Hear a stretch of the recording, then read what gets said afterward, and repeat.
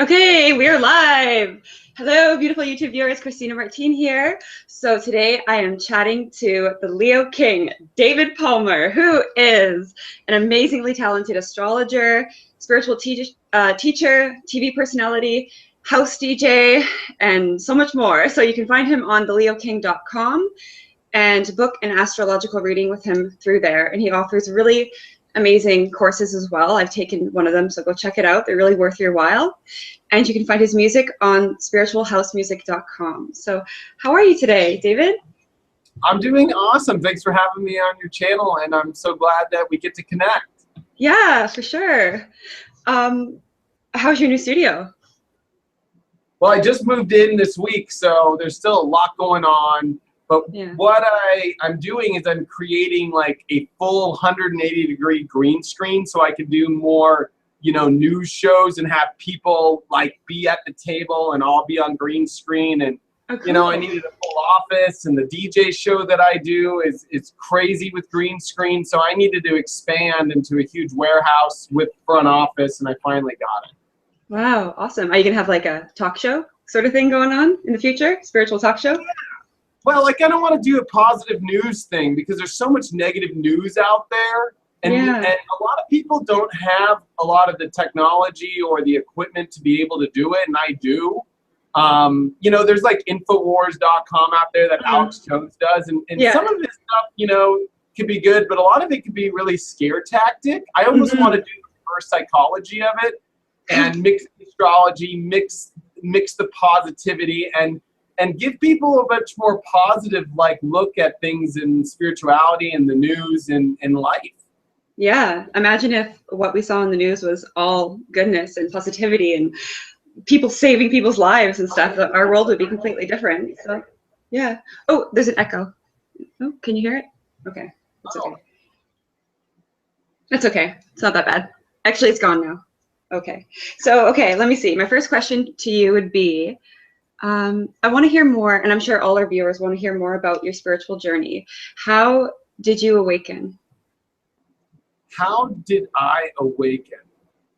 To be completely honest with you, it came through the rave scene. So I was a raver, and yes, I did all the rave things that ravers do. And it was music. It was actually like, when you listen to music on the radio, you're kind of like, yeah, okay, I like that song.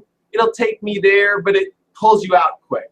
Yeah. There was something about dance music and being connected in the rave scene and connected to other people and being where you're in the music for hours and you learn to stay in infinity. To me, house music, dance music is all about infinity. It doesn't stop. It's all about how it all connects.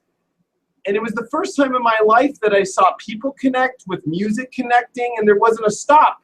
When you go to a concert, it's kind of like, okay, that was a good song, and then there's a stop, and then people go to the bathroom, and then they get their beer. There was like this whole different element. And so for me, it was the rave scene, and it was connecting with people and love. It was the first time, imagine me, a total dude, 17, 18, like I'm too cool for school, and people are saying I love you. It's kind of like, is that gay, or is that, you don't get it. And then after being in it, you finally realize it's so much more than that. And so leaving that kind of old paradigm of a guy to the guy I am now came through the rave scene. Yeah, definitely. I was definitely big into that as well. Here in Vancouver, we have a big drum and bass underground scene. We have everything here. Music is so big here, and that's what I found as well too. People would go to shows and dance all night, and you could feel the energy of everyone together, and it was palpable, like the love. It wasn't just about doing drugs. For some people, obviously, yeah, it was, but that's why I fell in love with it for sure. So I totally get that. So when did you start making music? It took me a while to start actually making the music. I was a raver for, I don't know, 4 or 5 years. I started raving about 18, 19 hard. And then it wasn't until a couple years later, I started promoting at clubs. I started promoting events. And then I got that's how I got in, and I started to, you know, my favorite DJ is Mark Farina, so I used to go to like every Mark Farina show that I could, and I would just sit there and I'd watch the DJs, and I'd pick up on it, and I did my homework. You know, whether you get into astrology or you get into spirituality or you get into house music or you get into, I don't know, being an electrician, you know, you got to do your homework. You know, you can't rush into it, and so I just like learned to enjoy it first and love it. And I didn't start really until 2009, really start DJing out at clubs, start toying around with production. And that was when it happened. So you do like spiritual house music mix, like live mixes on Sunday or something like that? Do you still do that? Yeah, so I try to do it on the new and full moons now. So it's more like a 2-week show where on every new and full moon, what I do is a live show where we talk about the astrology before we do the mix. We pull the tarot cards. There's a live chat room so everybody can be live. Or I do this live at a venue where literally we get people all together and we do a real true new and full moon ceremony with connecting with astrology, connecting with the tarot. And then I literally have no idea what order the tracks are going to be. I go off what spirit says. I buy a bunch of new tracks that I think are going to be relatable to the energy of the astrology, but I don't know how it's going to come out. Maybe if the cards are really dark, let's say I pull the Tower card, well, then I'm going to play some dark tracks. You know what I mean? That's awesome. So would you say that your music making process is a spiritual practice for you?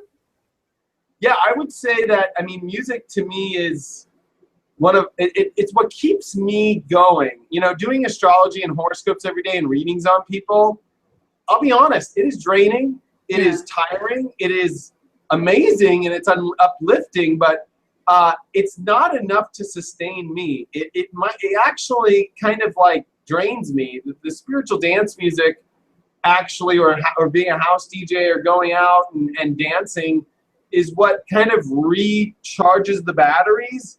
And my guides keep screaming at me that the future of spirituality and that the future of like saving humanity really is music. And I think we're kind of in a music crisis right now.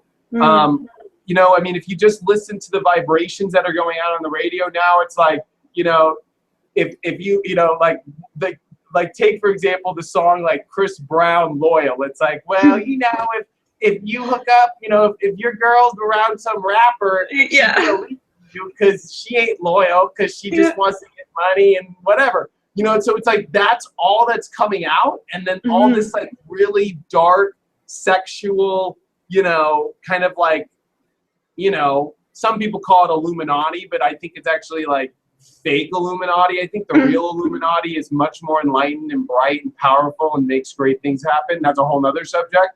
But it's like the fake Illuminati out there, like trying to become powerful and through disempowering people. And so I feel that the future really is music and vibration, and the vibrations that are being pushed out there, because you can totally tell a spiritual person to a non-spiritual person just by what they're listening to 99% of the time. And how well they can handle listening to a dance mix. You know, most people who aren't really connected, like they're so used to being disconnected. Oh, I need to listen to this song to feel connected. Will you play it? You know, like they can't trust the universe to like let the DJ play something that they'll enjoy. They have to like have been told, or their best girlfriend or their best friend, or they had to see it on MTV or whatever to be, you know, it's okay now to like. You know what I mean? Yeah, for sure. And you also tune your music to, what is it, 432 hertz? Is that what you? Yeah, I got to give credit to one of my good friends, Sarah Delane.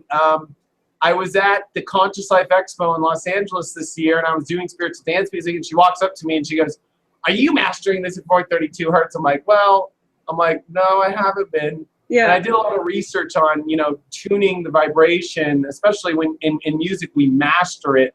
We master it to different frequencies for the highs, the mids, the lows, and the different, you know, energies out there.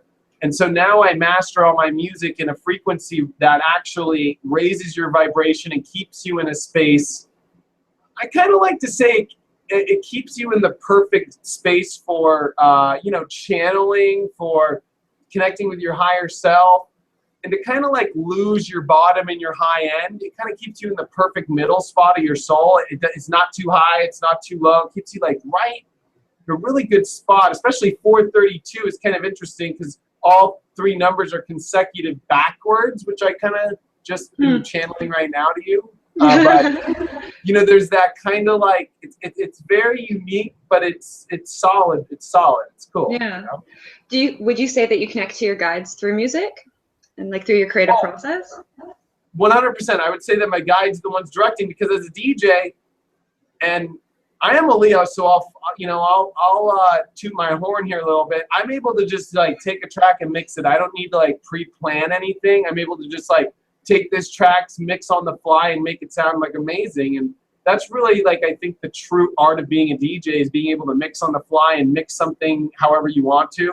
Yeah. And so my guides are telling me we're going to this area now, or we're going to that. And I'm like, all right, let's go, you know? So, you know, a lot of the DJs that are out in the mainstream now, like EDC or any of these big raves, 90% of those guys or girls are 100% pre-programming their sets, which means they know which tracks they're going to play.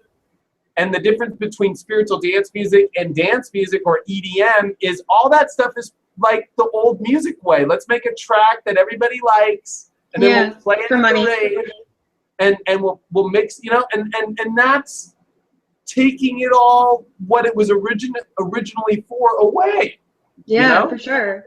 I definitely would agree. Like, even in my like when I paint, or when I'm starting to make music, I'm trying to teach myself how to make electronic music, and I find that you're so present when you're making music that you sort of go beyond your mind, and you do connect to your higher self or your guides or whatever, and it's a very intuitive process. And like Eckhart Tolle, who's one of my big like go-to people whenever I need to sort of center myself, he says that you know, all true art is created from beyond the mind. And so yeah, that makes perfect sense to me, that you would channel information as you were you know, making your mixes, for sure.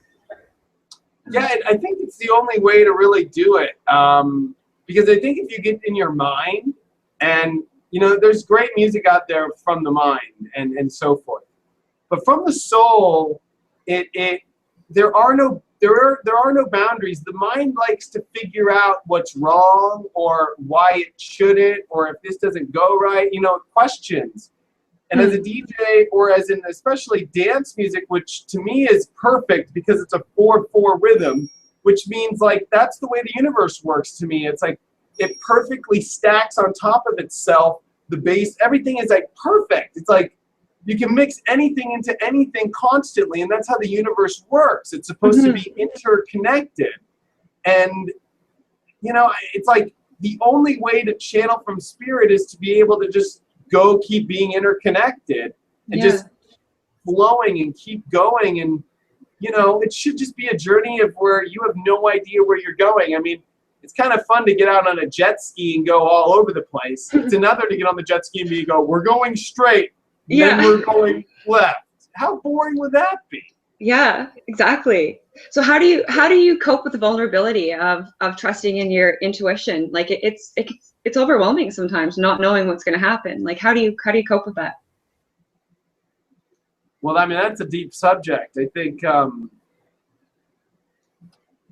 for me, vulnerability is easy. It's kind of what I built my brand on, which is being vulnerable, letting my fans know, hey, I'm having problems today. It's easy being an astrologer because I have the excuse of the planets. You know, it's like, oh, that damn moon of Pisces today on Neptune. I'm so, you know, sensitive today or whatever. Oh, God, you know, it's squaring my Uranus or whatever you want to call it. That kind of, but being vulnerable to me is where you can truly expose your true self. And so every artist has to have their ego crashed.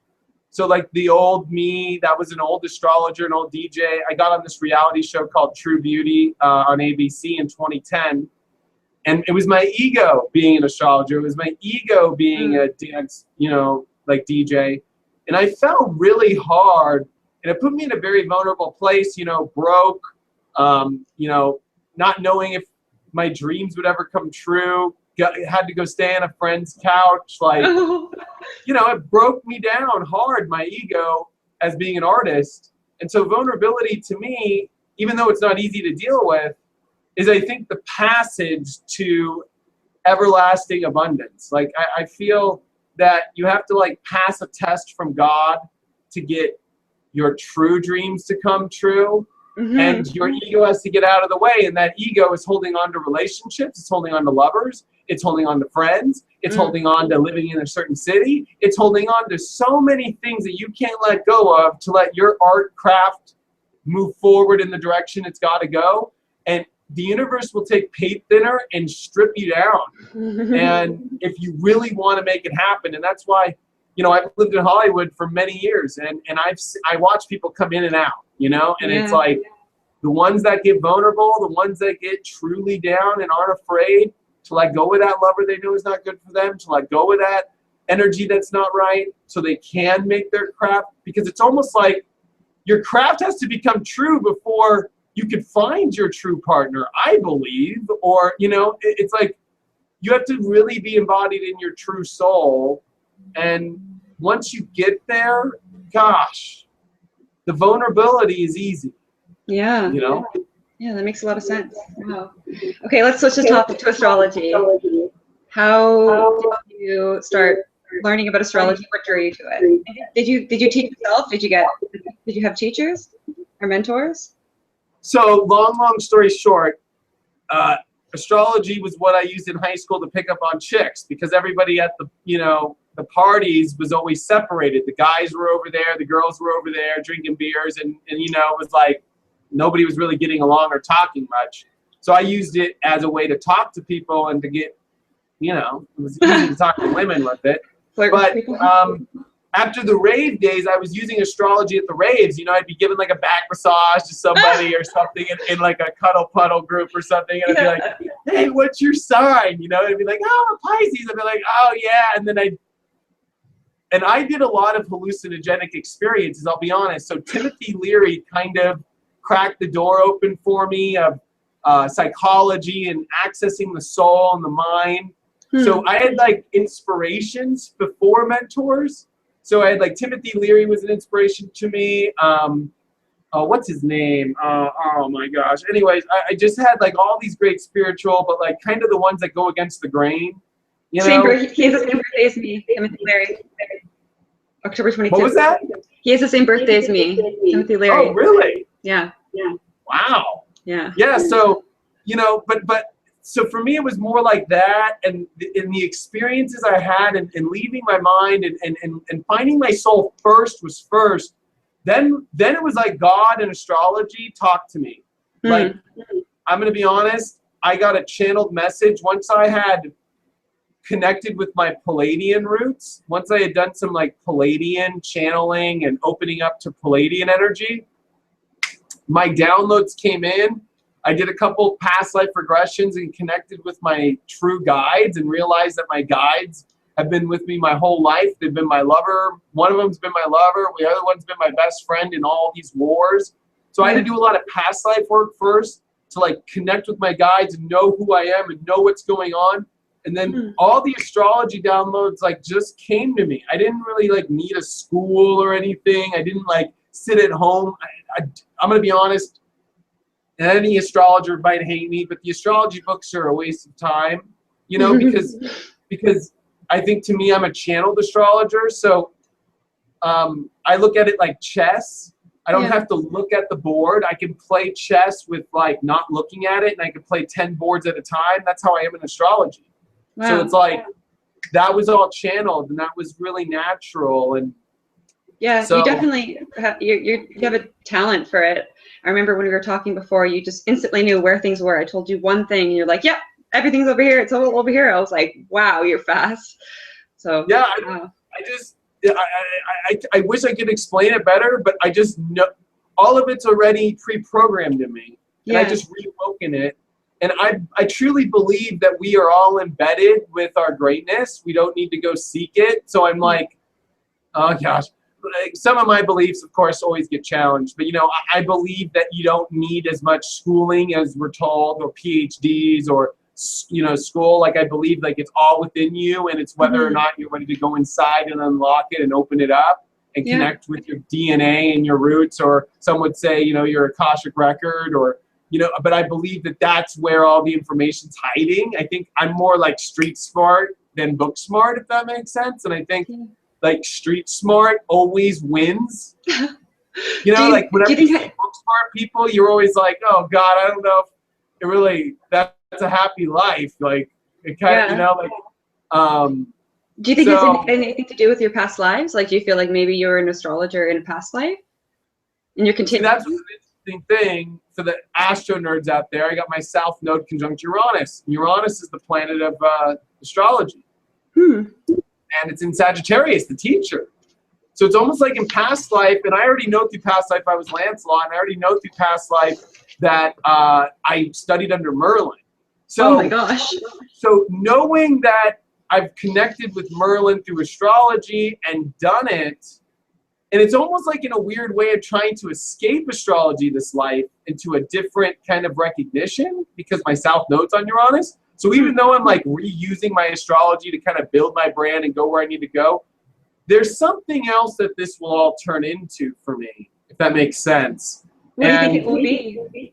I think a lot of it has to do, and I've been told through trance channelers and just through my own, guided meditation, that it's going to be music. It's going to be visual, literally visual and audio, shows, internet and live, that literally will reprogram you and be connected exactly to the energy. So think about this. When you go see a live show right now, they're pre-programmed. They're like, okay, I'm going to Coachella. We got to play these songs. It's going to be great. They're not taking in consideration that maybe there's an eclipse that weekend. So maybe you should play energy that's good. People are at a transition point in their life. Like, I want to be building music based off connecting to the times of the energy that people are there, which I don't think has ever even been thought of or accomplished or done, to be honest with you. No, well, people don't understand astrology as a science. They just think it's, just like a mumbo jumbo thing.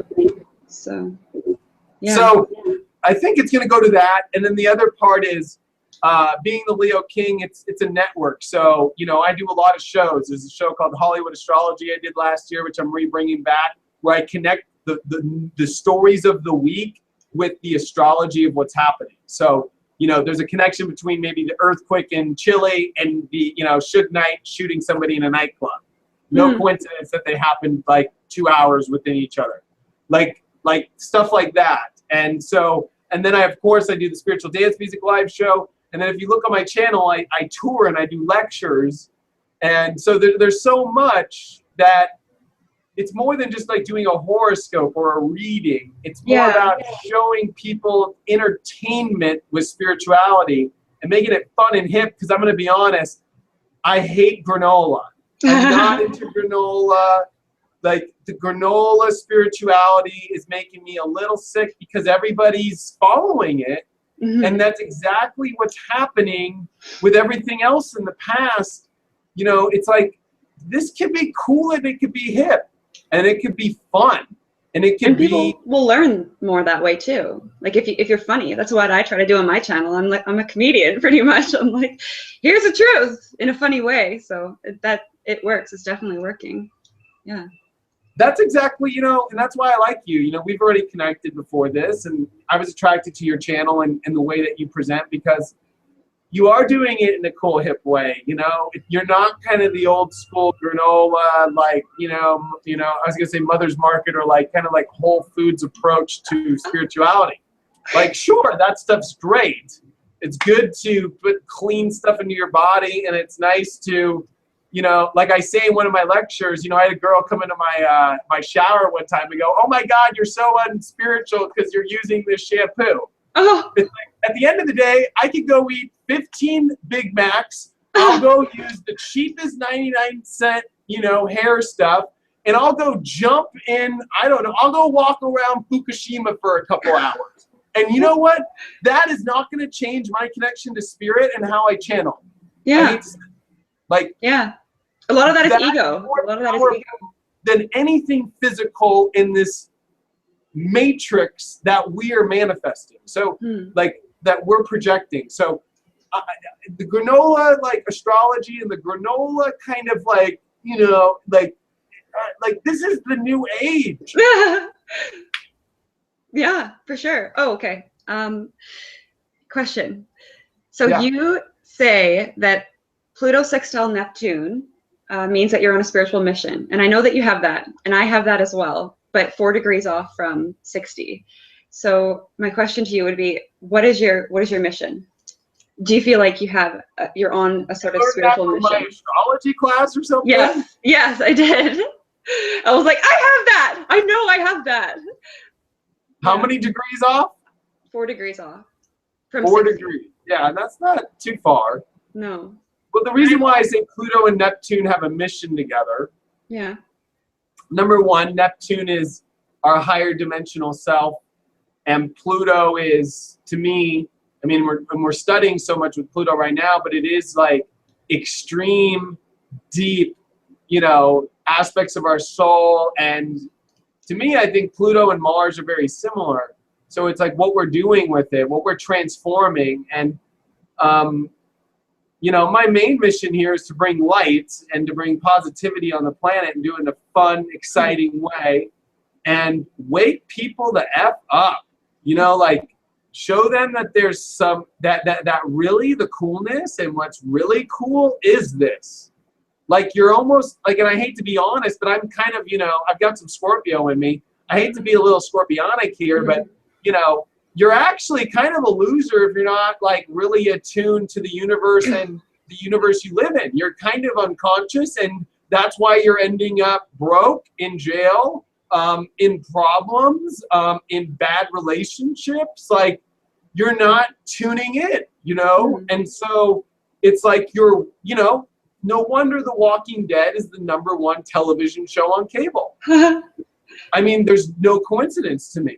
Because it's like, that's the job, you know? And I have to do it in a way that goes against the grain. And I even go on television. I'm E's astrologer, I'm BET's astrologer, I'm Yahoo's astrologer. And I have to go up there and talk about celebrities and all that kind of fun stuff.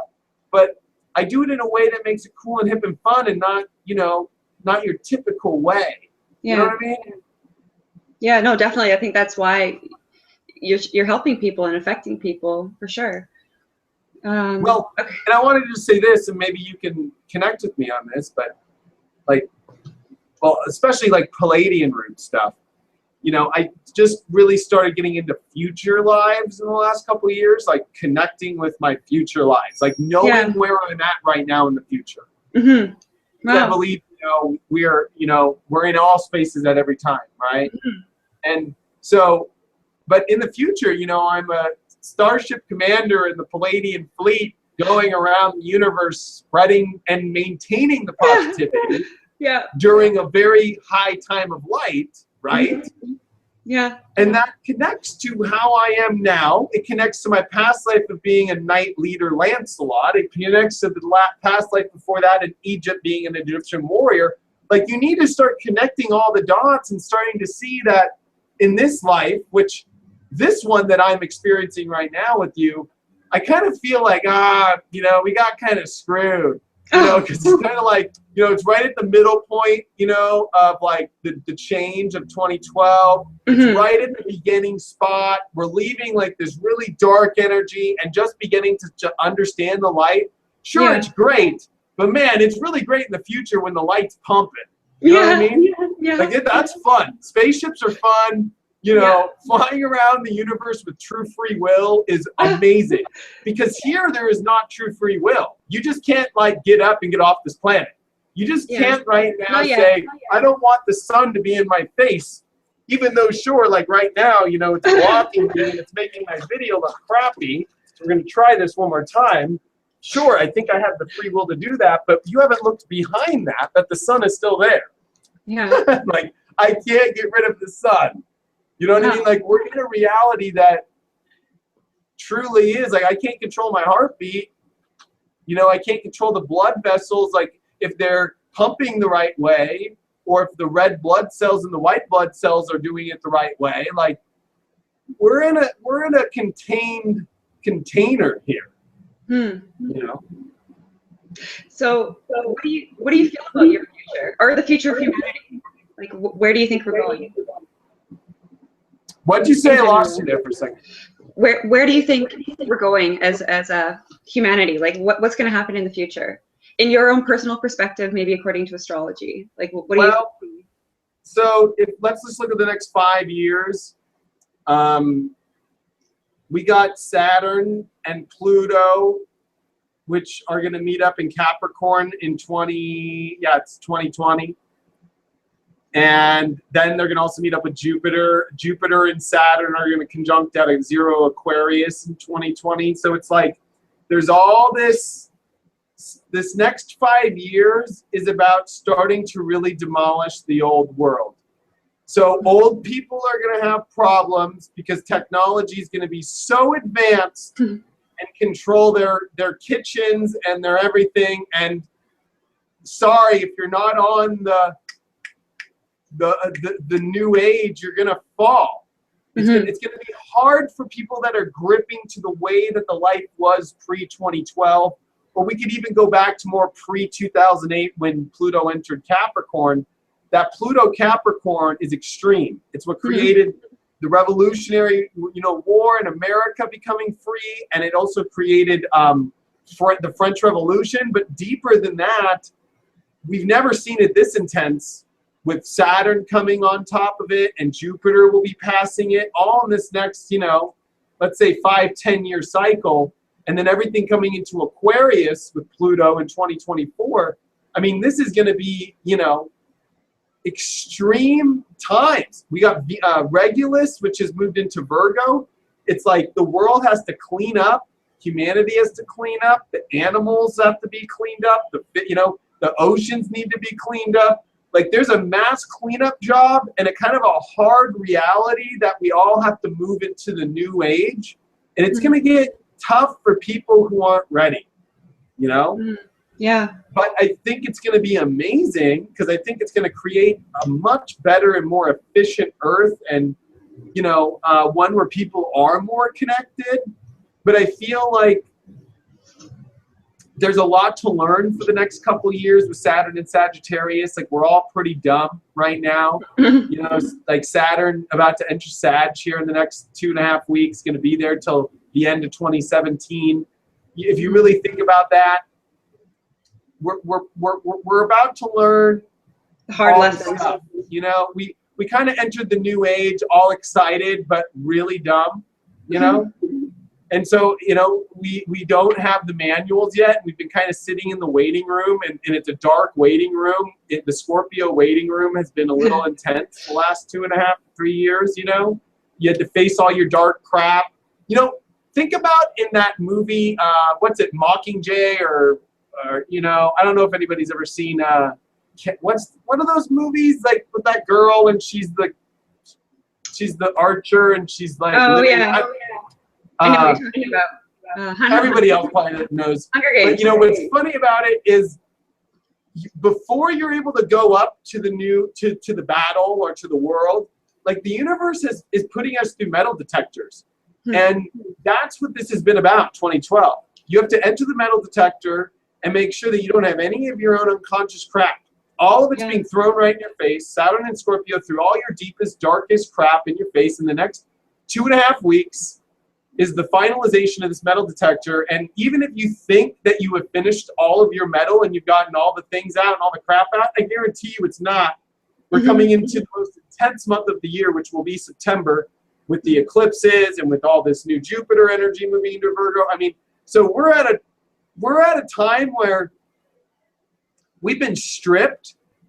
We're coming in kind of like naive, scared, excited, but it's all going to be good. And I think we're finally going to get a piece of paper that says what's coming up. I think a lot of us are like, what the hell is going on? I think it's gonna get harder before it gets better, to be honest. But I always try to remind myself and then all my clients and everyone I talk to that Earth is, a temporary home, and that we're here training to enter into higher dimensions, or some of us are here helping other people ascend into higher dimensions. That's what I feel like. And this is a training ground. And so you gotta think about things on a grander sort of scale. And that's where astrology can really help you. And, you know, if you can really sort of see past all the illusion or the Maya or whatever, you know, you want to call our physical world, you can see that underneath of it, and you can remember that underneath of it, you know, there's only love, there's only abundance, everything is a part of God, everything is here to help you, everything is divine. You know, you will be able to enter into this new age without fear. And that's my message. And yeah, I like what you say, because that's the truth. I mean, love first. And I think love's been actually harder than ever for everybody, because, and that might sound crazy, but we have but closed off hearts. We're hurt. A lot of us are hurt. We're raising the vibration of what love is. So, you know, we have to bring it up to levels we haven't done before. It's almost like, you know, when you exercise, the heart has to beat faster. Well, the heart rules Leo, the heart rules love. It's like the universe is pulsating faster. That's proven. The earth is speeding up. The sun is heating up. Mm-hmm. So guess what happens? It's accelerating, and we've never been here before, and it's getting your butt whooped until you get used to this level, you know? Yeah, for sure. Let's see. What impact do you want to leave on this world, personally? Wow. Or at least one.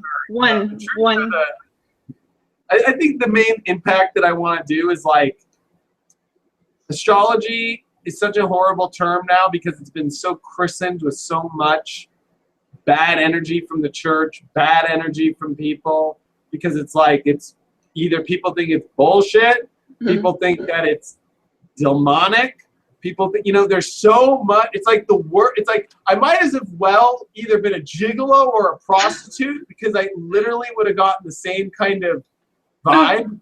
Oh, yeah, no, I feel like, what do you do? It's like, oh, I'm an astrologer. It's like, yeah. Oh, that's forbidden. Didn't hang out with that guy. You know, he's like, yeah. You know, like, oh, like Christian people, you know, look at me like, and I'm actually Christian. You know, I pray to Jesus every night. But it's like, you know, it's interesting to see, like, how people react to it. So I say that my main impact is reframing the world's perception of astrology, and knowing that astrology is not horoscopes. That's like the last thing it is. Yeah. It's actually called synchronicity, and it is the mastered architecture of synchronicity.